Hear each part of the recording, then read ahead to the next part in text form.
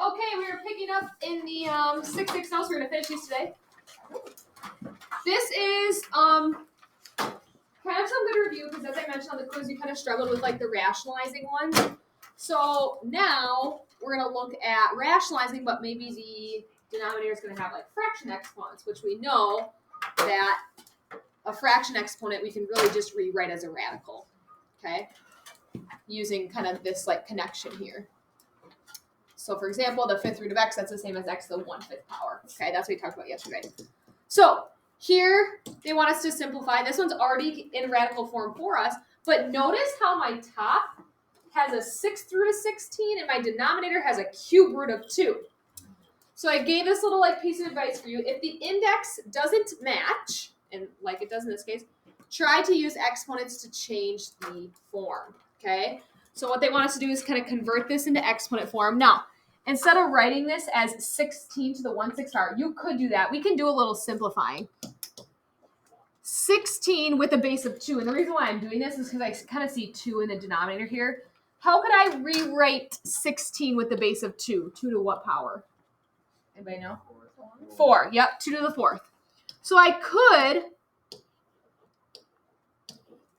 rewrite this as 2 to the 4/6 power. Remember, the index goes in the denominator, which I'll reduce that in a second. How could I rewrite the cube root of 2 as a power? 2 to what power? 1/3. So watch what happens here when I end up reducing. When I end up reducing that 4/6 power, which is 2/3. Now I have the same base. So what operation can I do with the powers? Subtract. And that'd give me 2 to the 1/3. Now, don't box this as your answer. How did you get 2/3? 4/6 reduces. Oh. Yep, I just reduced that fraction. Wait, why wouldn't it be 1 to the 1/3 divided by 2? Ooh, good question. It's not. Oh, it's not really 2. They have exponents on them, so you can't like cancel them out. Yes, good question. So if I would have, folks, if you would have done this, 16 to the 1/6 power, you might have been tempted to do that, which is like fine. But then you're like, by changing it to exponent form, like that didn't help me, right? So in this case, you're like, okay, well maybe I know 16 is 2 to the 4. You could kind of go about it this way, which that's the same as 2 to the 4/6. 2 to the 2/3 would be another way we could rewrite that, okay? Now, I put this other note for you. If your problem starts off in radical form, your answer needs to also be in radical form. Okay? So now we have to convert it back. 2 to the 1/3 power is the same as the cube root of 2. That would be that answer.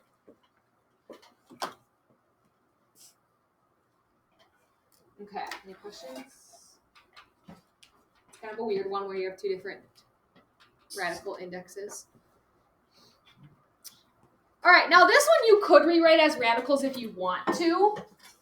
I'm going to do that off to the side here. You guys know that to the power of 1/2 is the same as this, the square root. There was one almost exactly like this on your quiz where you had to rationalize it by multiplying the top and bottom by what? The conjugate, right? The conjugate. So you can do it this way, but then in the end, you're going to have to convert your radicals back to fraction exponents, okay? Which is fine. You can do it that way if that makes more sense to you. But knowing what we know about this relationship, we can probably figure out over here what we'd have to multiply the top and the bottom by, and it's still the conjugate, but if I keep it in that fraction form, it would look like this, right? X to the 1/2 power minus 1. Again, it would be the exact same thing as if I were to convert it to radical form.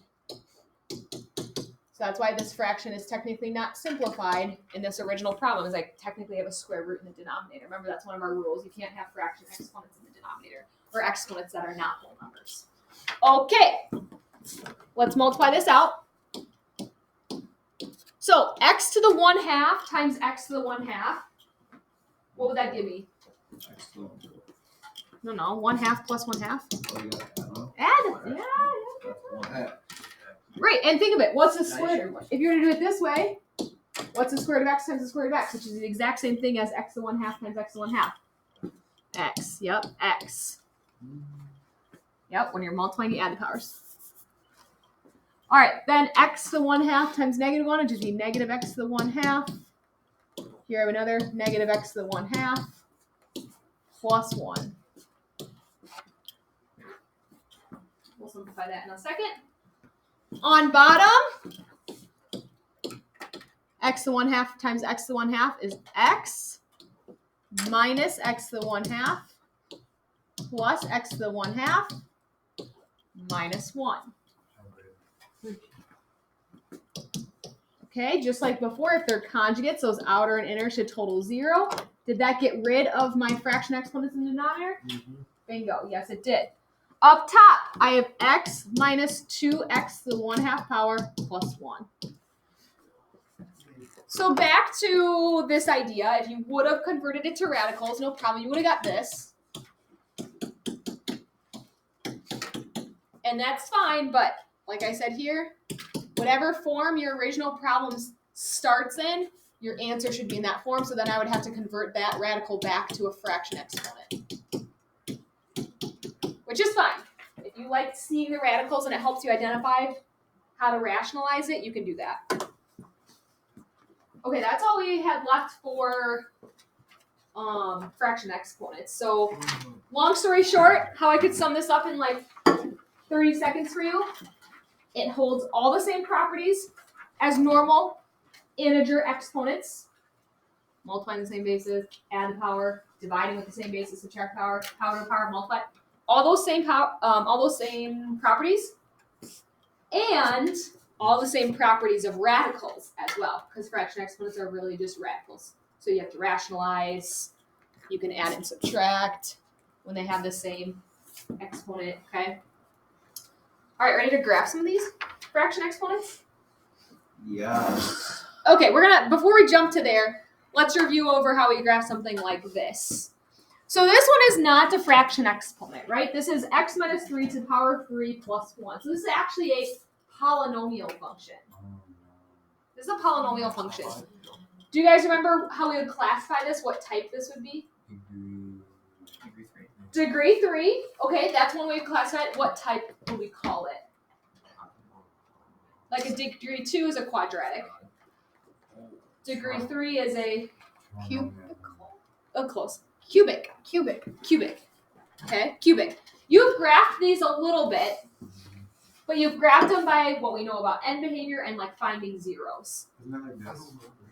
Yes. So I like to just say this is a cubic polynomial. You don't have to say polynomial. But it's going to look something like this. Okay, the ends, since this is a degree 3 odd behavior, the ends are going off in two different directions. I see my leading coefficients are positive, so I don't have any reflections or anything, so it's going to go up from left to right. So I already kind of have a visual of like what this is going to look like. This is a cubic polynomial. Okay, to graph these, we're going to do it a lot like what we do with parabolas and even like square roots is we're going to take anything that's kind of inside here, and we're going to set it equal to 0 to help us figure out this like key point. Kind of like your starting point, if you will. Bless you. Solve this for x, you get 3. Now here's how you have to know what type of function you have here. So if you go ahead and you plug in 3 here, 3 minus 3 is 0 cubed plus 1. I get the point 3, 1. I kind of call that like my key point. You'll see that on the homework, like find your key point. I know I have a point here at 3, 1.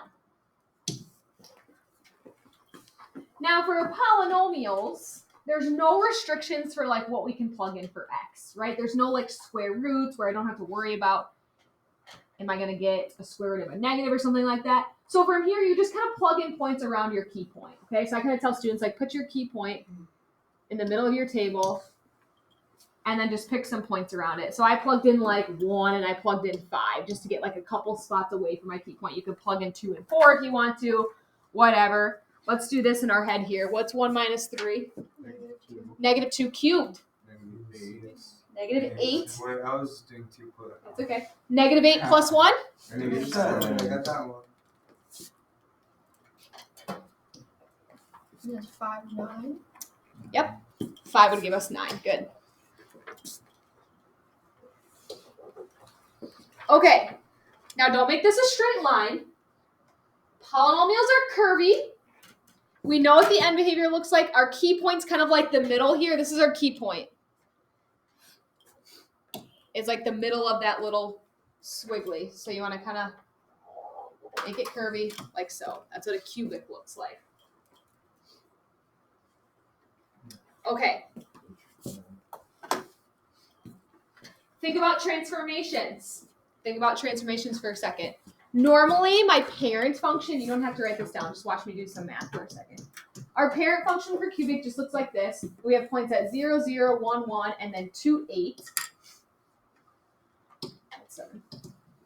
-1, -1, -2, -8. Here's my parent function for a cubic function. That's like where it starts. Let's talk about transformations. What does this -3 do? Move it over to the Which direction? right. Right. Right 3? Yeah. Up 1. Up 1. Does that make sense that that's kind of where the new center of my graph is? No stretches or shrinks, so it should have the same shape and size. No reflection, so then we're good. Okay, that's cubic. That's if you see something being cubed. Now, a cube root is different. Okay, these we haven't graphed yet. You could also see this, if you see x to the 1/3 power, if you have to graph that, that's the same thing, just written in 2 different forms. Now, cube roots and cubes are inverses of each other, right? If I cube root x cubed, remember how we did these? Those layers undo each other, or vice versa. If I cube a cube root, I just get x. Those operations undo each other. So the I let her in. oh hi! Oh my gosh, Can sorry. I let No, I her said in? get ready. Hello. 2 questions. Okay. Number 1, we really want another player for donkey basketball. Will you please help us survive? I just don't like animals. Oh. Is it gonna be nice to me? boo. Is it Yeah, donkey nice? So you can, like, when you come to the meeting at 6 in my room, he goes through the donkeys okay. and says what they do. So you just make sure you pick a nice one. Okay. There's only 2 naughty ones, one on each team. Okay. So they're not gonna hurt you. I promise. Do it. Willis. He can't speak. He Big poop. can't talk. Willis is on a Yeah. It's been dead silent in here today. because you can't talk today. All What because did you Carter do? told him. I was like, is that all it took? Was to have Carter tell you to be quiet? Well, sometimes there's a competition going on, right? It's fine. So Okay. you're in. Sure, I'll do it. Yeah. Okay. I'm a Second team player. Second question. Today during RTI, I know Casey Walker's been gone for 2 days, Oh, okay. but I also need him today yet to do a wildlife judging contest that will take probably the RTI. Okay. Is he in my ACT program? Yes. Okay, that's fine. Okay. It's something they can do online. So maybe just have him come talk to me Sure. at some point today, Perfect. and I'll tell him. It won't help. That's fine. Okay. I'm just gonna try to see if I can get him to actually do something he likes. It's fine. Got it. No, that's good. That's what we do. Yeah, I like it. Hey, Thank I love you. it when I have 2 yeses. Gosh, I know I'm gonna talk into donkey What's your basketball. favorite candy bar? I don't Oh. eat sugar. Okay. What's your favorite snack? Peanuts. Okay. Wait, why do you give Oh, us? cashews. Yeah, I like cashews. Okay. Those are good too. Why if you don't like candy, why do you always give us candy? I don't eat it. Oh, I know you guys like it, right? He wants to get us fat. Gives out. Yeah. Students are motivated by sugar. yeah. Then I know what you like. Yeah, motivating him. Mm. Well, let's need more sugar. He's up there. He's up there. I just when you get old like me, Yeah. you have to watch what you eat. Watch Otherwise, you're like, 20s. Should I tell You her work you out. can't talk to her? yeah. Yeah. No, we can My arms talk are feeling about better that. today. No. So you No, don't neither eat, of are them. you the type of person to order McDonald's fries and You request think I no eat salt? McDonald's fries? She does. I don't eat If she any doesn't carbs. eat, yeah. Oh. He's pure protein. Sorry. Yes, she Anyway, All she eats is rice and chicken. meat and veggies is all I eat. Oh, what? You okay? That wasn't words. Oh my gosh, I knew I was gonna get talked into donkey basketball. I just knew it. Do you I said no like- so many Do times. you ever get So ice bad at cream? saying no. If she doesn't. There There's is sugar. there is She just just saying signed that's me up not- for it. there's a brand of ice cream that's like low sugar ice cream. It's called That that I sometimes eat sometimes. Is this because you're getting married? Oh no, I've been doing this for like 4 years actually. I could not. I feel so much better too. Like I Do feel. you drink like normal amounts of water too? I try to, but I don't drink as much water as I probably should. Okay. You should keep this. Just wait till you guys. Everybody, send me an email when you're 27 Okay. and tell me if you are on a diet. I am 2 gallons of water a day. Challenge accepted. 3 years ago. How often? When I was in do high you school, I used to eat? eat whatever I wanted to. Except for weekends. Is it like I gotta go right now. Okay, anyways, we better get back to this video's getting a little sidetracked. Sorry, Justin. wait? Oh, you're recording? Yeah. Okay, so as we were talking about, cube roots and cubic functions are inverses of each other. Do you guys remember on a graph? Let me sketch this one again. How do we tell inverses from a graph? Like, what's a couple of relationships? Okay, what do you mean by that? I know you're thinking you're right. I think. If they're flip, What are flips? the shot. What he said. No, this team effort. X and Y. Let's go, Jane. Connor, it's a team. Okay, all the X and Y coordinates are flipped. Do you guys remember what line it's reflected over? Y x-intercept? No, Y. What? Oh. What? I said both. No, That's it's okay. Y. It's this line right here. Y equals X. It's like Oh. reflected over that line. So it has the exact same shape as a cubic, but a cube root kind of looks something like this, where it's reflected. And James is exactly correct. All the X and Y are just flip-flops. So here's like a cube root, kind of what it looks like. Now, we can think of this 2 ways. I just went over the parent function for a cubic. So I told you we have 0, 0, 1, 1, 2, 8. So we could flip-flop all the coordinates, but we could also figure out what numbers are nice and easy to cube root. Oh, I got it. What? -8. -8. Love it. What's the cube root of -8? -2. Oh, and I should say too, like, if you set this equal to 0, our key point here is at 0, 0. But this is obviously just our parent function for a cube root. So we still got 0, 0. All right, -8. What other number is nice to cube root? 1. I'm going to do -1 also. So cube root of 1 is just 1. Cube root of 8 is +2. And you'll notice we're just flipping all of the X and Y coordinates from the cubic polynomial. So it looks like this. Bless you. Bless. Thank you. Yeah. That's Bless. what we did. What's up?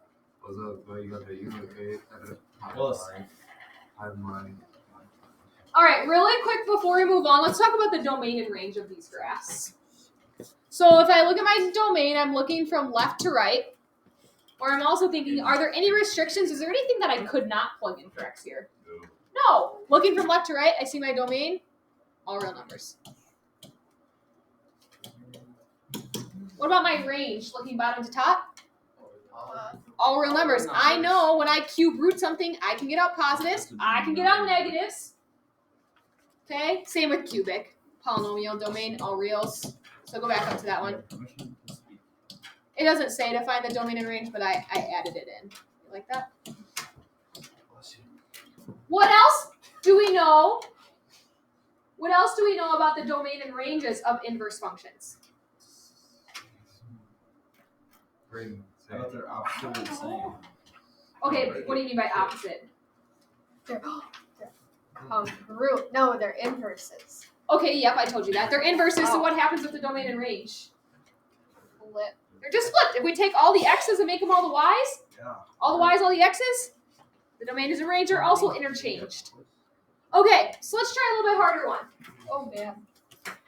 Now this is written as a fraction exponent, but I could rewrite it as a radical. The 1/3 power is the same as what? You. Cube root. Exactly. This is the same. This is the same as the cube root of x minus 5.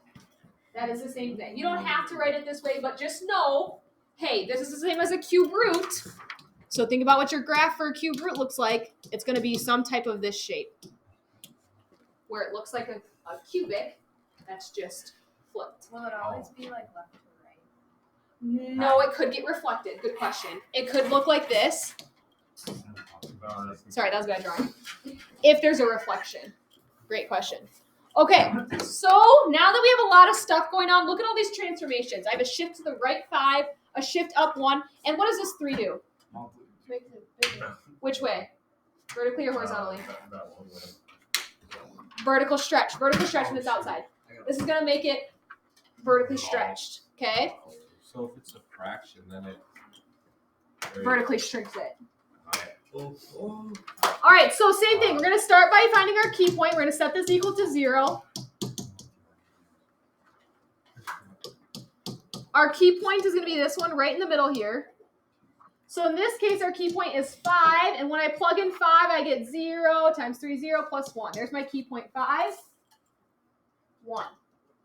Which makes sense because we know this got shifted to the right 5 and up 1. Do Yes. you always have to find the key point? Because can't you just see that it's at like 5 over and then up 1, or do you have to figure out where the key point is? I want you to figure out where the key point is because sometimes there might be something on this X and that's going to change it if we horizontally shrink it.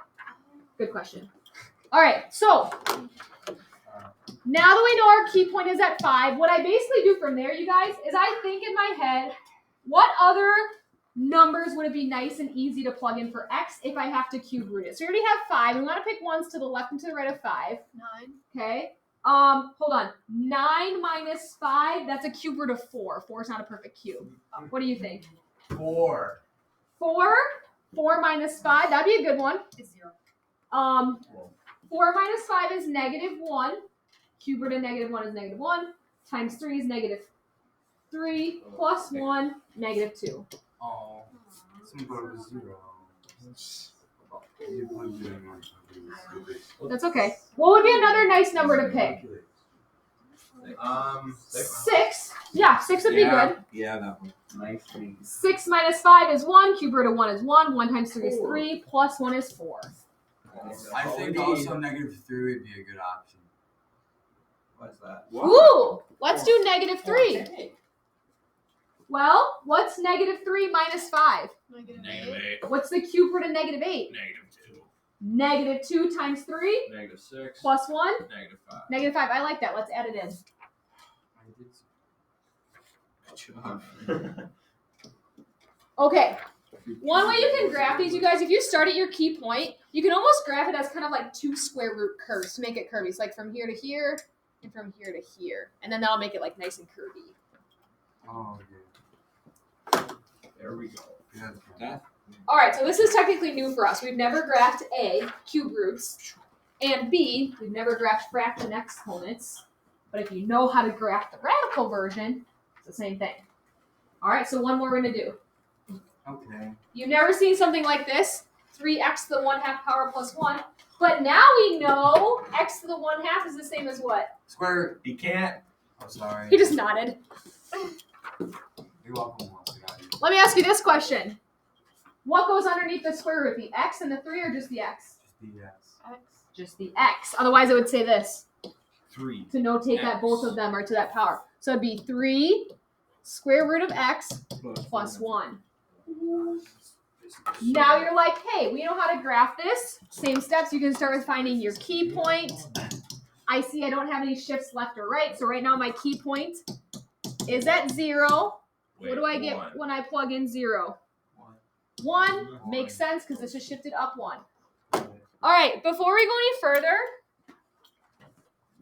with your finger, show me in the air what a square root curve looks like.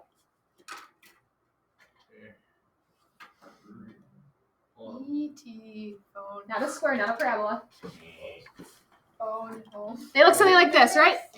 You've never seen E.T. Like this. I did it. Oh my gosh. Okay, Ryan, I need to tell you a funny story. I just saw something. Okay. When we're done with this. Number 2. Okay, so here's our key point right here, or our starting point. Is 0, 1. Sorry. So now I'm thinking from here, you just gotta be a little strategic. Think of numbers that'd be nice and convenient to plug in for x. 1, Four. 4. 1 and 4. What about -4? No, can't No. be negative. Good. Yep, my starting point's here.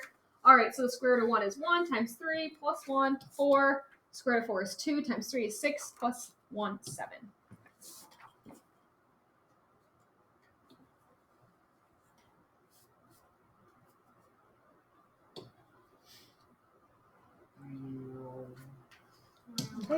This one. There you go. Why is my graph so like skinny like that? It's got the 3. Vertical stretch, nice. Good job, Sydney. Hey, now since our domain and range is a little different on here, let's do domain and range. Oh. Ooh, I like this. Domain. It's gonna be Greater than Greater than Zero. So that X is greater than. Good. X such that x is greater than or equal to 0. I see it starts at 0 and I have everything to the right. What about the range? Greater than 1. Good. Y has to be greater than or equal to 1. Okay. Nice job, Nice. everybody. There you have it, folks. So the worksheet that goes along with this lesson, the worksheet's a lot of graphing. The book assignment's more like the practicing with like the fraction exponent stuff. I kind of like this. Funny story time. Oh yeah. Muy cómico. It's not that funny.